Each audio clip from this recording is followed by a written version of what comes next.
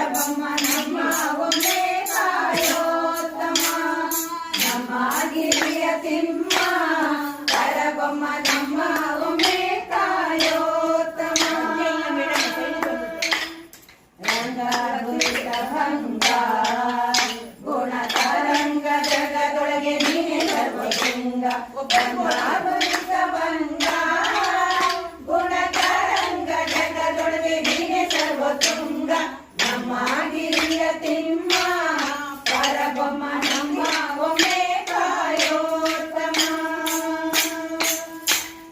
ನೋಡೋ ಎನ್ನ ಕೃಪೆ